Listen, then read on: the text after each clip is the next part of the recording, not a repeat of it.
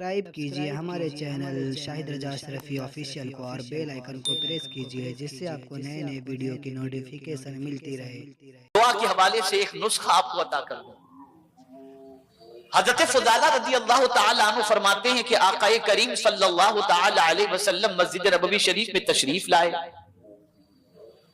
تو ایک بندہ نماز سے فارغ ہو کر دعا کر رہا تھا۔ توجہ چاہوں گا، آپ بھی دعا کرتے ہیں، ہم بھی دعا کرتے ہیں، لیکن حضور صلی اللہ علیہ وسلم کا فرمان یاد رکھیے۔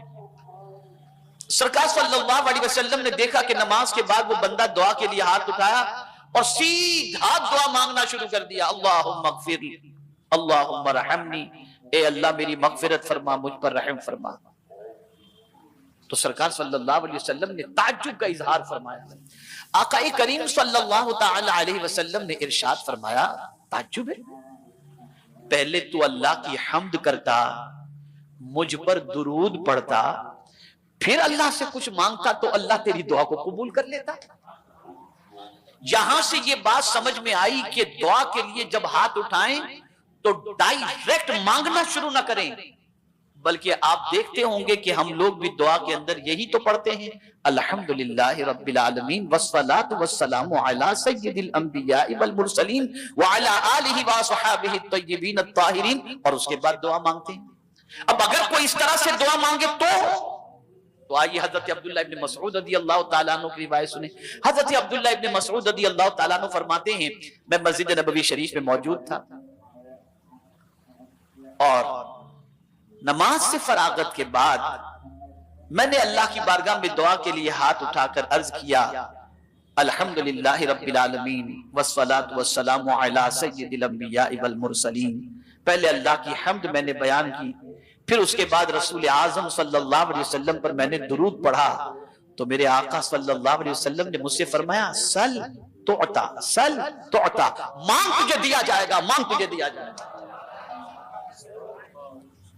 یہ آداب دعا میں سے ہے، پہلے اللہ کی تعریف کرو، پھر اللہ کے رسول صلی اللہ علیہ وسلم پر درود پڑھو، اور پھر اس کے بعد اپنے سوال کو اللہ کی بارگاہ کے اندر پیش کرو تو اللہ تعالی حمد اور سلام کے صدقے میں دعاؤں کو قبول فرما لیتا ہے۔ اب آئیے سمجھتے ہیں، حضرت یعقوب چرخی رحمت اللہ تعالی علیہ بڑے عظیم بزرگ گزرے ہیں، وہ راہ سلوک کے بارے میں فرماتے ہیں، اس راستے پر چلنے والے جس راستے پر چل کر انسان کو خدا مل جاتا ہے، خدا مل جاتا ہے، اس راستے کے بارے میں فرماتے ہیں کہ یہ آیات اس راستے کی نشاندہی کرتی ہیں، اور اس راستے پر ان آیات پر عمل کرنے والے کو اللہ راہ سلوک کی منزلیں طے کروا دیتا ہے۔ فرماتے ہیں میرا یقین ہے، وہ کہتے ہیں میرا یقین ہے، قد افلح من تزکا، کہ مراد کو پہنچا جو ستھرا ہوا، یعنی جس نے توبہ کر لی۔ تو اللہ کی طرف بڑھنے کے لیے سب سے پہلے اپنے گناہوں سے توبہ کرو، پہلے خود کو پاک کرو، اور جب تم پاک کر لیے تو ایک منزل تم نے طے کر لی، اب دوسری منزل کیا ہے؟ وَذَكَرَ اسْمَ رَبِّهِ، پھر اپنے رب کا نام لو، یہ دوسری منزل، اور رب کا نام جب تم نے لے لیا تو رب کا نام لے کر تم سجدے میں چلے جاؤ، یعنی نماز پڑھو۔ تو قرآن کہتا ہے، جو اللہ کے رسول صلی اللہ علیہ وسلم فرماتے ہیں، جو سجدے میں جاتا ہے وہ اللہ سے قریب ہو جاتا ہے، تو یہ اللہ کے قرب کی دولت نصیب ہو جاتی ہے۔ تو اس آیہ کریمہ میں قد افلح من تزکا وذکر اسم ربہ فصلی، ان آیات کے اندر رب قدیر جل جلالہ نے سلوک کی راہ کے چلنے والے کے حوالے سے ایک عظیم پیغام عطا فرمایا۔ تو من کو پاک کر لو، شرک سے پاک کر لو۔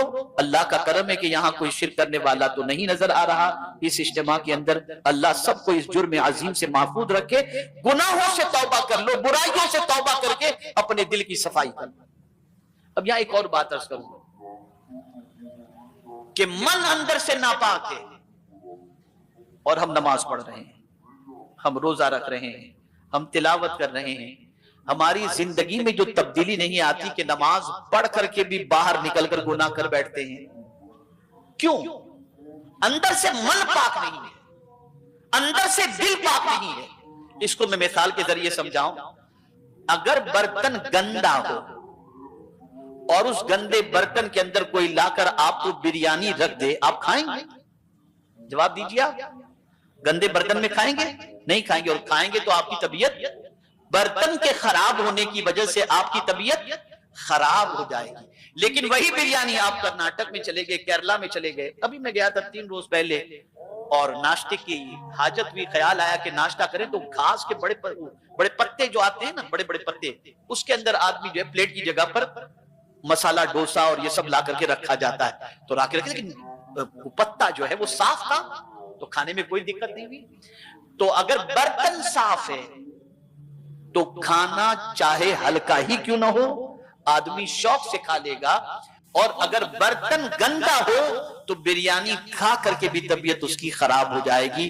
اے رسول اعظم صلی اللہ علیہ وسلم کے دیوانوں, نماز پڑھ کر, قرآن پڑھ کر اگر ہماری زندگی میں تبدیلی پیدا نہیں ہو رہی تو ہمارا برتن خراب ہے کہ اندر گندگی بھری.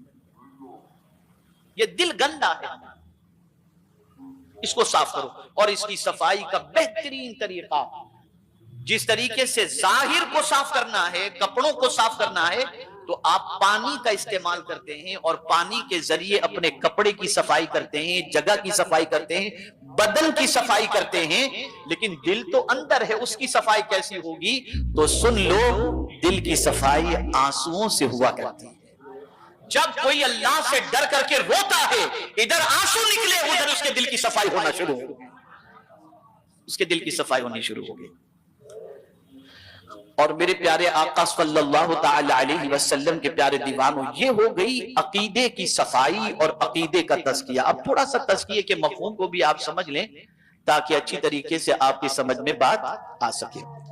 میرے پیارے آقا صلی اللہ تعالی علیہ وسلم کے پیارے دیوانوں,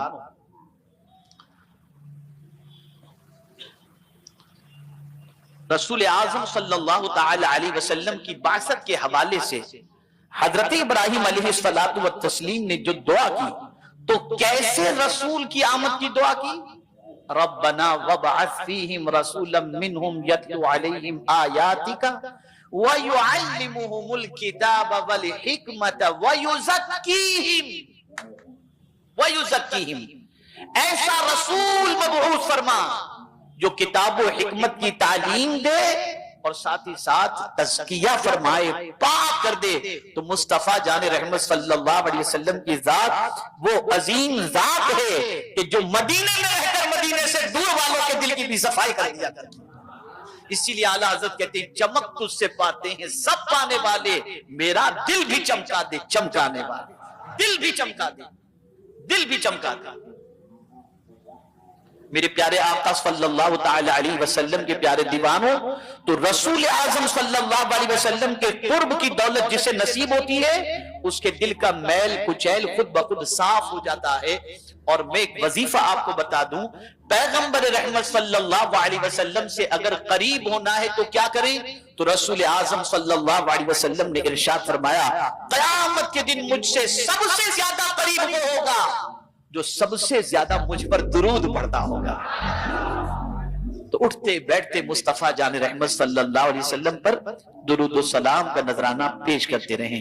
میرے پیارے آقا صلی اللہ تعالی علیہ وسلم کے پیارے دیوانوں, رسول گرامی وقار صلی اللہ علیہ وسلم نے صفائی فرمائی, دل کی صفائی فرمائی اور گناہوں سے دل کو پاک کرنے اور شرک سے پاک کرنے کے لیے جد و جہد فرمائی. اب آئیے 2 آیتیں اور آپ کے سامنے میں عرض کر دوں تاکہ آپ مزید اچھی طریقے سے سماعت فرما سکیں. ایک آیت,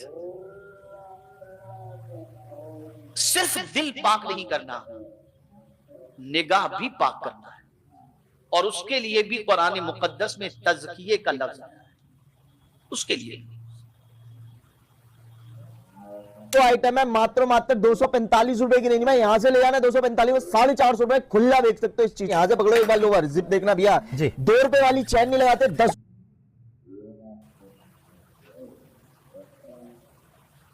اسی لیے ڈاکٹر اقبال نے کہا, زبان سے کہہ دیا لا الہ تو کیا حاصل, دل و نگاہ مسلمان نہیں تو کچھ بھی نہیں. दिल साफ नहीं, निगाह साफ नहीं, और जबान से आप कलेमा पढ़ भी रहे हैं, तो क्या हासिल है इससे? जब तक कि दिलो निगाह मुसलमान नहीं तो कुछ नहीं। अब देखिए कुरान मुकद्दस में अल्लाह ने क्या फरमाया। अल्लाह अज़्ज़ व जल्ल इरशाद फरमाते हैं, कुल लिल मुमिनीना यगुद्दू मिन अबसारिहिम व यहफज़ू फरूजहुम ज़ालिका अज़का लहुम। यहां तस्बीह की बात आई। मेरे महबूब सल्लल्लाहु अलैहि वसल्लम आप मोमिनों से फरमा दें कि वो अपनी निगाहों को नीची रखें और अपनी शर्मगाह की हिफाजत करें। ये उनके लिए बहुत बड़ी पाकीज़गी है, बहुत बड़ी तहारत है। पता चला कि सिर्फ दिल को ही पाक नहीं करना, निगाह को भी पाक करना जरूरी है। निगाह को भी पाक करना जरूरी। वीडियो अच्छी लगे तो हमारे वीडियो को लाइक करें और हमारे चैनल को सब्सक्राइब करें। शुक्रिया।